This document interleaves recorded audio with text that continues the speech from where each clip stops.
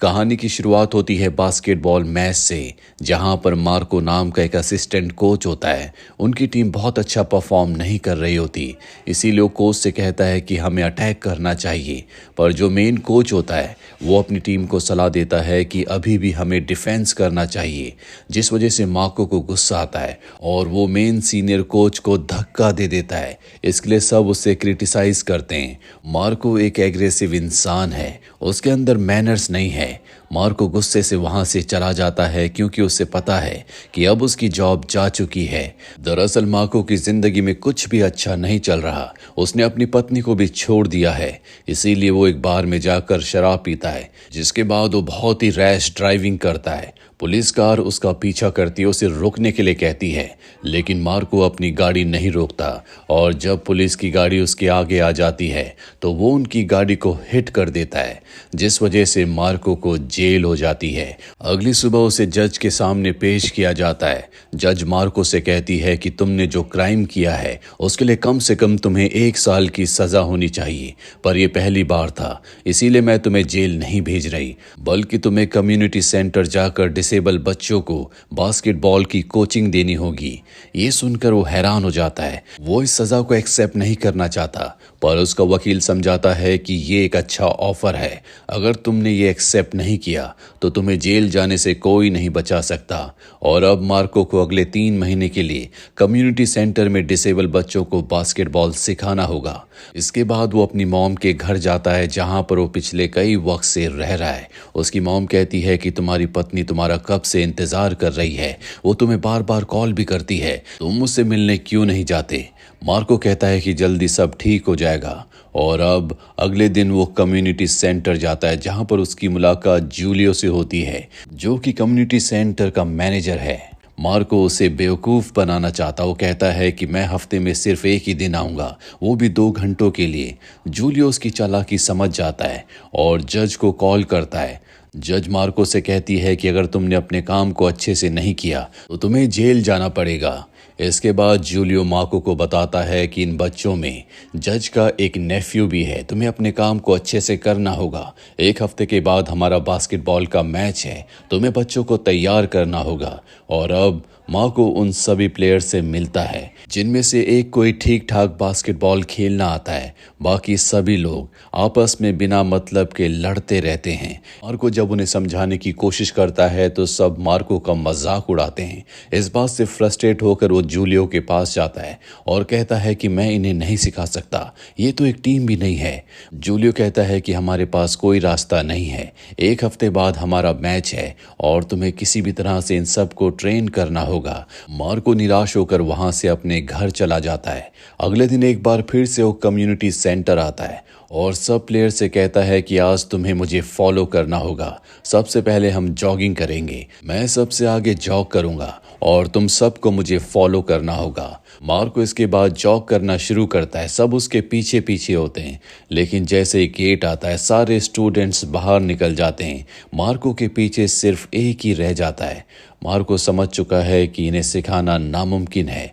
वो जज के पास जाता है और कहता है कि मैं उन्हें बास्केटबॉल नहीं सिखा सकता, वो तो मेरी बात भी नहीं सुनते। अगर तुम चाहो तो मैं जुर्माना भरने के लिए तैयार हूँ। पर जज कहती है कि तुम्हारे पास और कोई रास्ता नहीं है, अगर तुमने अपनी सज़ा को अच्छे से नहीं काटा तो तुम्हें जेल जाना पड़ेगा। इसके बाद मार्को अपने एक फ्रेंड से मिलने के लिए जाता है। दरअसल वो तो उसे अपना फ्रेंड समझता है, पर उसकी नज़र हमेशा से मार्को की वाइफ सोनिया के ऊपर होती है, इसीलिए वो सोनिया के खिलाफ हमेशा उसे भड़काता रहता है ताकि मार्को और सोनिया दोबारा एक कभी ना हो। ऐसे ही वो सोनिया के साथ भी करता है। वो जानबूझकर सोनिया को मैनिपुलेट करता है ताकि वो उसे डेट करना शुरू कर दे। मार्को एक बार फिर से कम्युनिटी सेंटर जाता है। आज उसका 3rd डे है। वो सबसे कहता है कि आज मैं तुम्हें बास्केटबॉल खेलना सिखाऊंगा। वो एक प्लेयर से कहता है कि तुम्हें बॉल को बास्केट के अंदर डालना होगा और जब मार्को उसे बॉल देता है तो बॉल पर किक करता है, जिससे ऊपर की एक बड़ी लाइट मार्को के ऊपर गिरने वाली होती है कि मार्को वहां से हट जाता है। इसके बाद सब के सब वहां से बाहर चले जाते हैं। मार्को बहुत ज़्यादा फ्रस्ट्रेटेड है। वहां पर सिर्फ एक ही प्लेयर होता है जिसे बास्केटबॉल खेलना भी आता है और वो हर एक रूल को फॉलो भी करता है। मार्को कहता है कि तुम मुझे बहुत पसंद हो, पर वो प्लेयर कहता है कि तुम मुझे बिल्कुल पसंद नहीं हो, ना मैं तुम्हारे साथ काम करना चाहता हूँ, ना ही मैं आने वाले मैच में खेलूंगा। ये कहकर वो वहाँ से चला जाता है। इसके बाद मार्को वापस अपने घर आता है। वो अपनी मॉम को बताता है कि मैं उन्हें बास्केटबॉल नहीं सिखा सकता। उसकी मॉम कहती है कि जब तुम छोटे थे, तुम्हारी हाइट की वजह से कोई तुम्हें बास्केटबॉल खेलना नहीं सिखाना चाहता था, पर मुझे तुम पर विश्वास था। मैंने तुम्हारे लिए फाइट की। देखो आज तुम कितने कामयाब कोच हो, तुम्हें भी उनके लिए फाइट करनी होगी। अगले दिन मार्को एक बार फिर से कम्युनिटी सेंटर जाता है, जहाँ पर वो जूलियो से मिलता है। वो जूलियो से कहता है कि मैं इन्हें सिखाना चाहता हूँ, लेकिन मुझे नहीं पता कि मैं इन्हें कैसे सिखाऊं। जूलियो कहता है कि इन सब की अलग अलग कहानी है। इनमें एक प्लेयर ऐसा है जो एक रेस्टोरेंट में काम करता है, उसका ओनर उसे बहुत परेशान करता है। एक प्लेयर है जिसे बर्ड्स से बहुत प्यार है, उसे बर्ड्स का ध्यान रखना आता है। एक ऐसा भी प्लेयर होता है जिसे पानी से बहुत डर लगता है, जिस वजह से वो कभी नहीं नहाता, उसके शरीर से बदबू आती है। वो पूछता है कि वो प्लेयर जो बहुत अच्छा बास्केटबॉल खेलता है, उसकी क्या कहानी है। जूलियो से बताता है कि पहले वो एक नेशनल टीम का हिस्सा था और उसके कोच ने उसके साथ पक्षपात किया।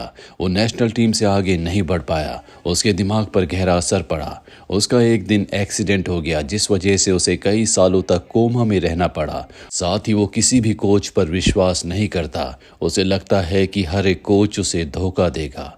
इन सब की कहानी जानने के बाद मार्को के दिल में भी उनके लिए फीलिंग्स आना शुरू हो जाती है। वो तय करता है कि किसी भी तरह वो इन्हें बास्केटबॉल खेलना सिखाएगा। वो एक बार फिर से सबको इकट्ठा करता और समझाता है कि हमारा जल्दी मैच होने वाला है। मैच में हम सबको ब्लू कलर की जर्सी पहननी होगी। लेकिन यहाँ पर दो स्टूडेंट ऐसे भी होते हैं जो कहते हैं कि हम ब्लू नहीं बल्कि रेड पहन कर आएंगे, क्योंकि हमारी गर्लफ्रेंड्स को रेड कलर बहुत पसंद है। मार्को ने समझाता है कि हमें ब्लू पहनना है।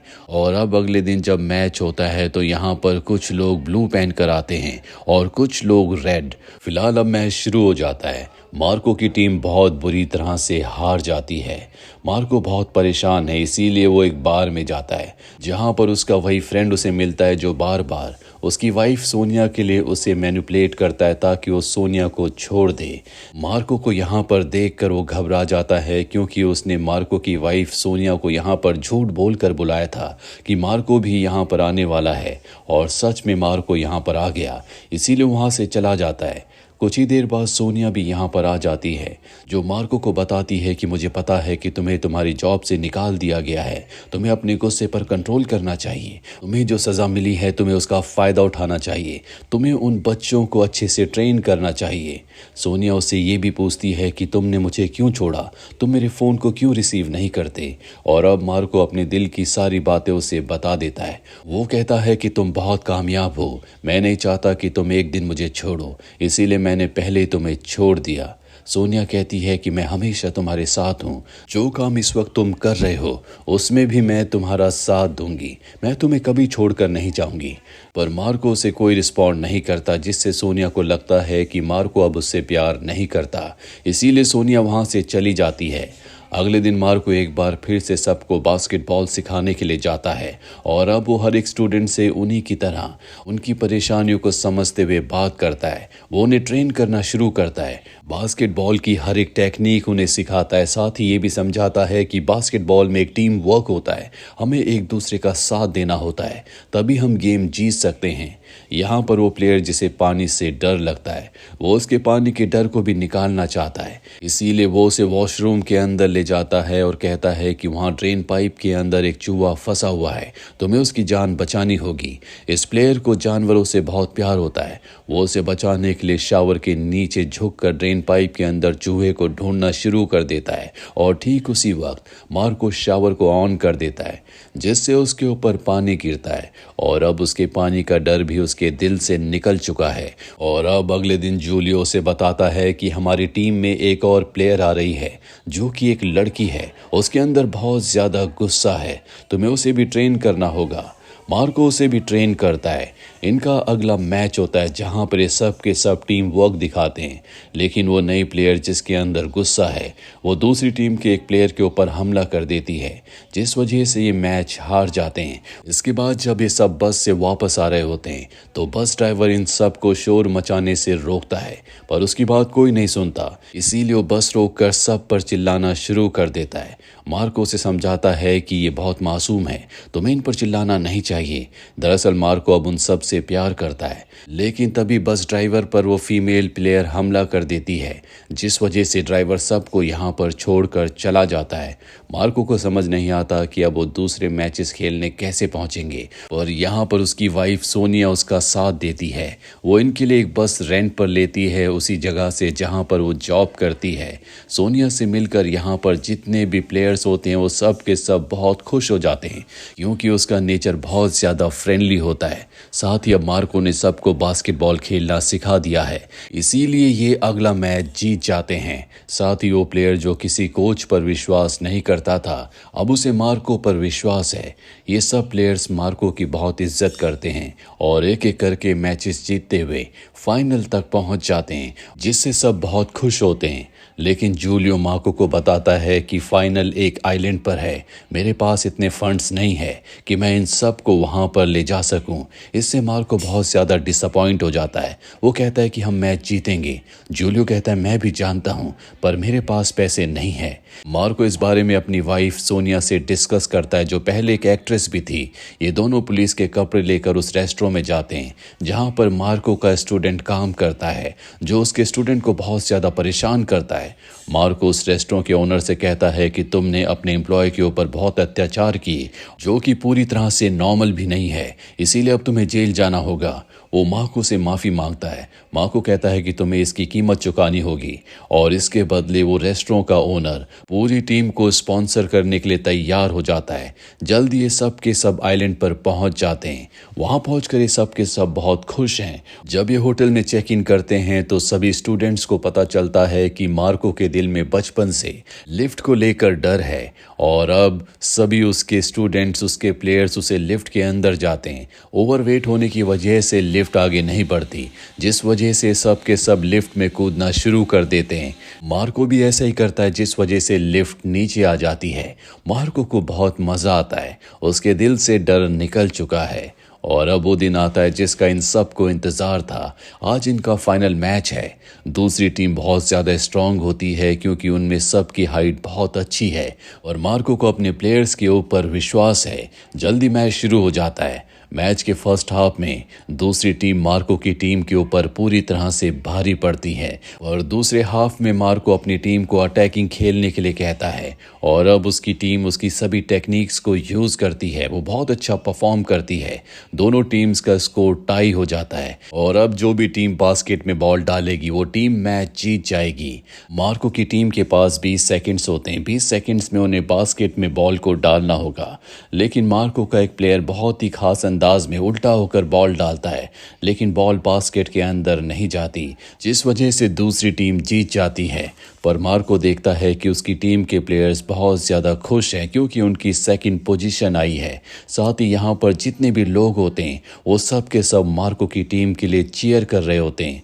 मार्को भी अब खुश है। साथ ही उसकी वाइफ सोनिया के साथ अब रिश्ता पहले से बेहतर हो चुका है।